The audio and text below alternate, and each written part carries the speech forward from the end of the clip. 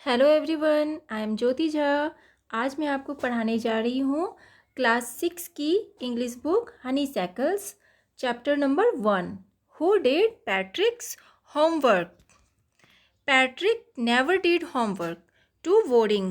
He said he played hockey and basketball and Nintendo instead. His teachers told him, Patrick, do your homework or you won't learn a thing. And it's true. Sometimes he did feel like an ignoramus. But what could he do? He hated homework. एक लड़का था जिसका नाम था Patrick. वह अपना homework कभी नहीं करता था। वह कहता था कि यह बहुत ही बोरिंग है। वह हॉकी, बास्केटबॉल और निंटेंडो खेलता था। निंटेंडो एक वीडियो गेम होता है, एक तरह का गेम। उसके टीचर उससे अक्सर कहते थे कि पैट्रिक अपना होमवर्क करो, नहीं तो तुम कुछ नहीं सीख पाओगे। और ये सच भी था। कभी कभी वह ऐसा महसूस करता था कि वह इग्नोरेमस है। इग्नोरेमस वह होता है जिसे पढ़ाई से कोई मतलब ना हो। Then one day he found his cat playing with a little doll and he grabbed it away. To his surprise, it was not a doll at all, but a man of the tiniest size. He had a little wool shirt with old fashioned breeches and a high tall hat much like a witch's. He yelled, Save me! Don't give me back to that cat. I will grant you a wish. I promise you that. एक दिन उसने पाया कि उसकी बिल्ली जो है एक छोटे से गुड़िया के साथ खेल रही है। फिर पैट्रिक ने अपने बिल्ली से वह गुड़िया छीन लिया और फेंक दिया। उसे आश्चर्य हुआ और उसे पता चला कि वह कोई गुड़िया नहीं है बल्कि एक छोटे आकार का इंसान है। उसने एक ऊन से बनी शर्ट पहनी थी और कुछ पुराने ज़माने के ब्रीचेस पहने थे और एक लंबी चुड़ैल जैसी टोपी पहनी थी। ब्रीचेस का मतलब होता है जो छोटे छोटे ट्राउज़र्स। फिर उस छोटे से इंसान ने दर्द से चिल्लाया, बचाओ, कोई मुझे बचाओ, मुझे इस बिल्ली के पास मत भेजो।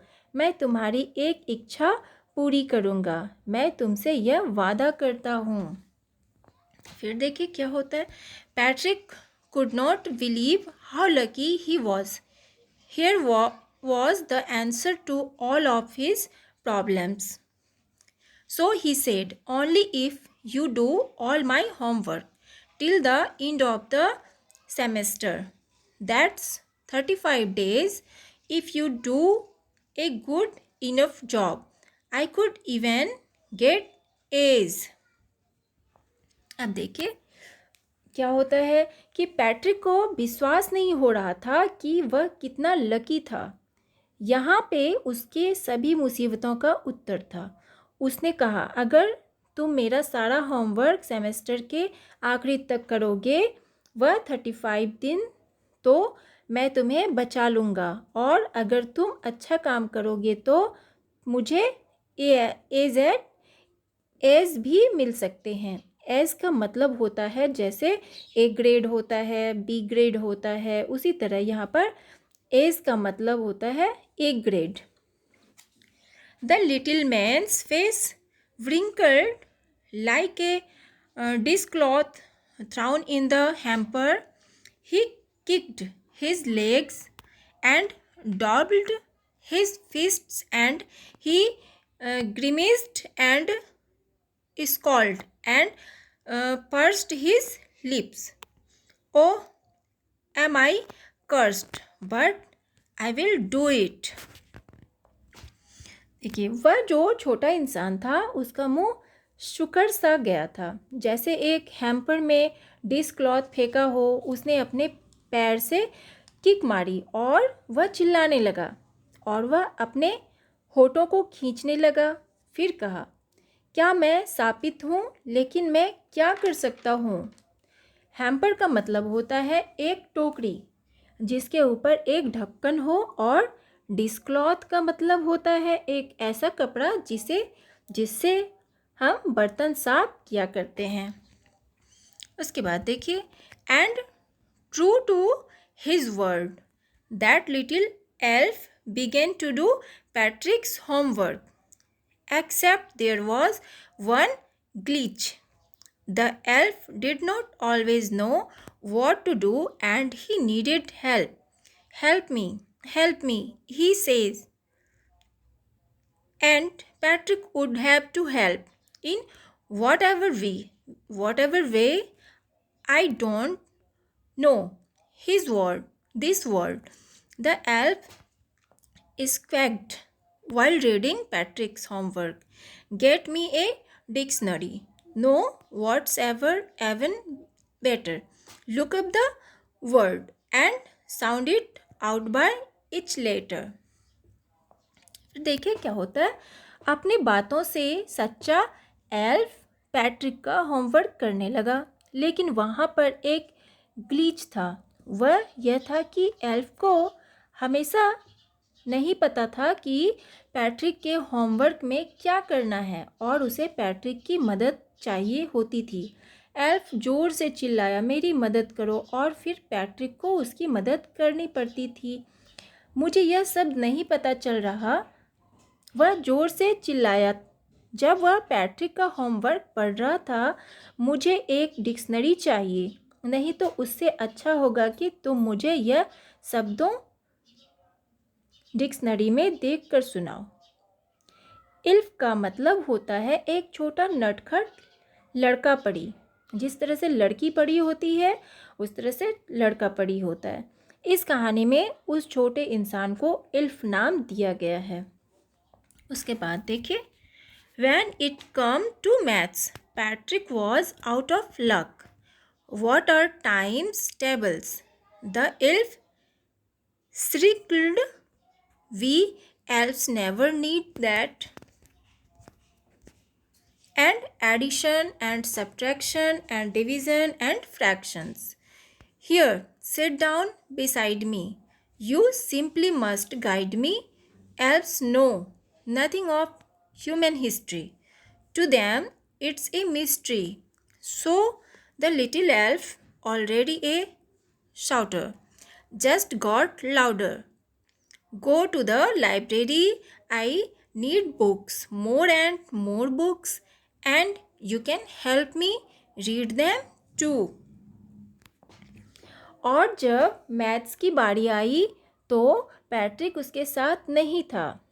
एल्फ तीखी आवाज़ में चीखा, ये टाइम टेबल्स क्या हैं? हम एल्फ्स को इसकी ज़रूरत नहीं होती है। एडिशन, सब्ट्रैक्शन, फ्रैक्शन और डिवीज़न क्या है? यहाँ बैठो और मुझे आसानी से आसान तरीके से गाइड करो। एल्फ्स के लिए ह्यूमन हिस्ट्री एक मिस्ट्री थी, और जो एल्फ था वह और ज़ोर से चिल्लाने चीखने लगा और बोला, जाओ तुम लाइब्रेरी जाओ और तुम वहाँ से बुक लाओ, ज़्यादा से ज़्यादा बुक्स, और तुम मेरी हेल्प करोगे। ह्यूमन हिस्ट्री का मतलब होता है इंसानी इतिहास, और मिस्ट्री का मतलब होता है रहस्य। इसके बाद देखिए, as a matter of fact, every day in every way, that little elf was a nag. Patrick was working harder than ever and was it a drag. He was staying up nights, had never felt so very, was going to school with his eyes puffed and bleary. इसके बाद देखिए क्या होता है कि रोज़ाना का एक काम बन गया था कि एल्फ नैग बन रहा था पैट्रिक के लिए। पैट्रिक जो था वो मेहनत करते जा रहा था पहले से ज़्यादा। कभी कभी उसे पूरी रात जगना पड़ता था, और वह जब स्कूल जाता तो उसका आँख फुला फुला सा लगता रहता था। देखिए, नेक का मतलब होता है एक ऐसा इंसान जो दूसरे को हरदम किसी ना किसी बात पर परेशान करता हो। उसके बाद देखिए, finally the last day of school arrived and the elf was free to go. As for homework, there was no more, so he quietly and slyly slipped out the back door. इसके बाद क्या होता है कि आखिरी में school का अंतिम दिन आ गया और एल्फ अब आज़ाद था जाने के लिए, और होमवर्क की बात अब होमवर्क था ही नहीं, तो एल्फ चुपके चुपके पीछे वाले दरवाजे से भाग गया। Patrick got his as his classmates were amazed. His teachers smiled and were full of praise, and his parents, they wondered what had happened to Patrick. He was now the model kid, cleaned his room, did his chore, was cheerful, never rude, like he had developed a whole new attitude. तो फिर क्या होता है, Patrick को उसके as मिल गए थे। उसके जो क्लासमेट्स थे वो सब आश्चर्य में थे, और उसके टीचर्स जो थी उसके ऊपर बहुत गर्व कर रही थी, और उसके माता पिता, उन्हें आश्चर्य हो रहा था कि पैट्रिक को क्या हुआ है। अब वह एक अच्छा बच्चा बन गया था। वह अपने कमरे को साफ रखता था, अपना चोर्स करता था, खुश रहता था, कभी रूड नहीं रहता था। ऐसा लग रहा था कि पैट्रिक पूरी तरीके से बदल गया हो।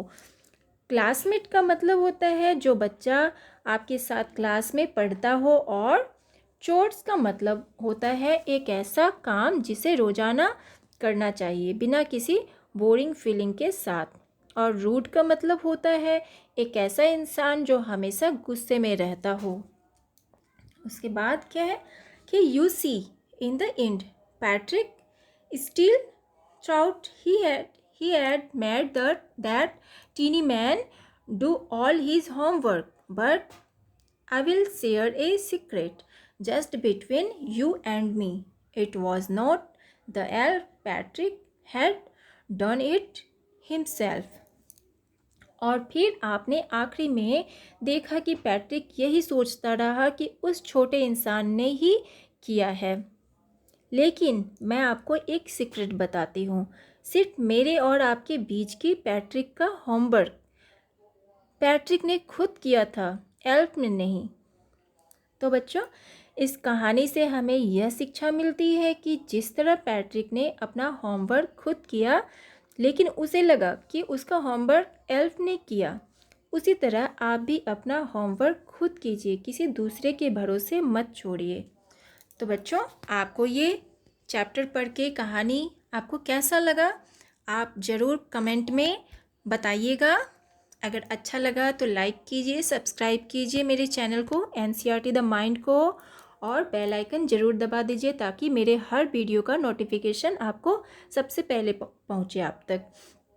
और मैंने इसका जो एक्सरसाइज है वो मैं अगले वीडियो में आपको बता दूंगी, सारे क्वेश्चन आंसर। तब तक के लिए tata, bye bye, take care, thanks to watch my video.